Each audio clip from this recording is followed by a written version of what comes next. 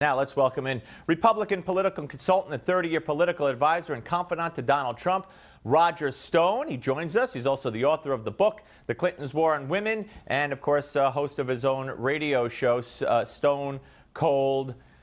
Stone Cold. Give me the name, Roger. I'm sorry. Stone Cold Truth. Truth. True. How could I? Stone Cold Truth, which I have been privileged to be on twice. Heard on Saturdays. Check your local listings here in New York on AM 970. The Answer. So, what do you make of this recount, and what do you make of the Hillary team signing on to it?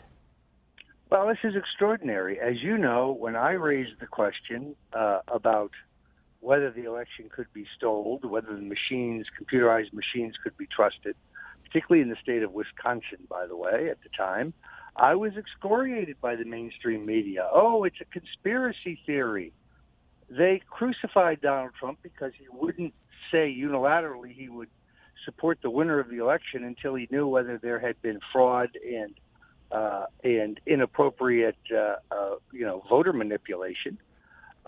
So now the shoe is suddenly on the other foot. Now, suddenly Jill Stein, who couldn't raise 2 cents, is now raised, $5.5 or $7 million. We have to presume that this is Soros money or otherwise Hillary money. And now Hillary, I think, increases her chances of prosecution by acting this way.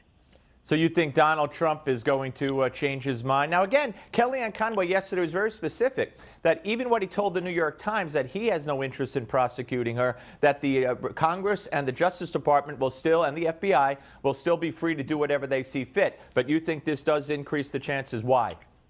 Well, first of all, I don't think we even have a full catalog of the Clintons' crimes. And there may have been some era of good feeling. Obama has been gentle in his comments about Trump, generally supportive as he moves into the transition.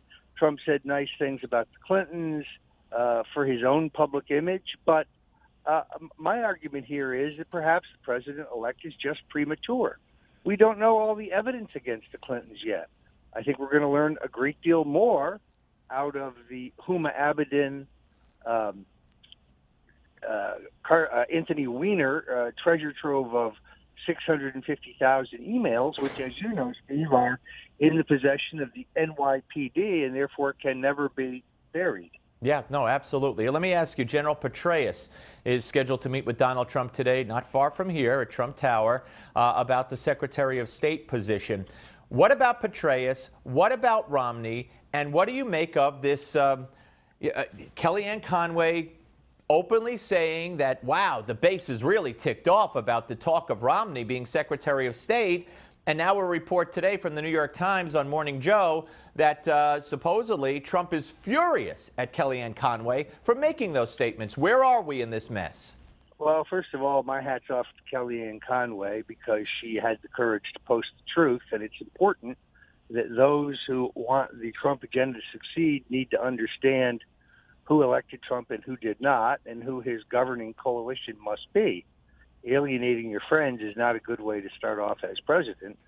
I just wonder whether that story by the New York Times that Trump was upset is a little bit of play acting, the way Franklin Roosevelt used to play the press, for example, and a number of our presidents.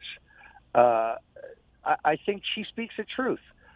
There's 2 points here, really, Steve. The best and most effective secretaries of state have been the ones who had a personal relationship with the president.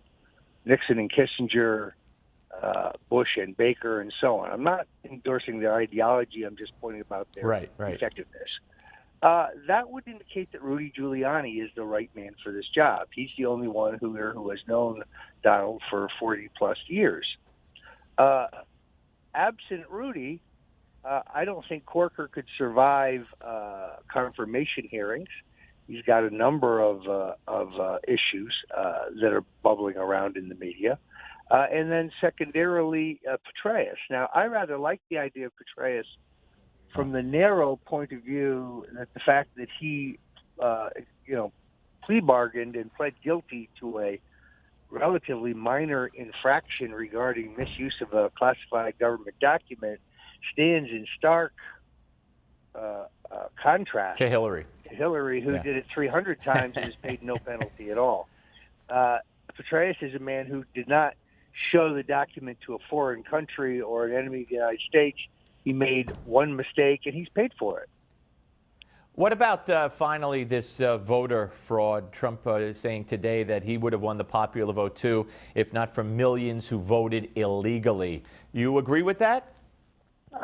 It may be a slight overstatement, but there is no question that you had illegals voting in some jurisdictions. Our voting system is neither as foolproof nor as Rube Goldberg as it is often depicted, but there certainly were illegals voting in some places. I always thought that the Trump tsunami had to be large enough to transcend the traditional voter fraud that exists in the urban areas, which is not as widespread as it once was, but unlike Barack Obama, who claims it's non-existent, it is not non-existent. In my home county of Broward County, you had numerous problems with the vote. So it is still important to note that every shoe is now on the other foot. Right, right. Now, the hacking of these elections, that's more than possible. Roger, great to talk to you, my friend. And again, Stone Cold Truth. And folks could find out where to watch it by going to? You can go to stonecoldtruth.com. All right, that is very, very easy. We look forward to it, and thanks for talking with us. We'll speak to you again very soon. And folks, we're coming back with the panel. Stacey Washington and Kurt Schlichter will be here. Lots to talk about, including someone not wanting white people to run the Democrat Party. Don't go away.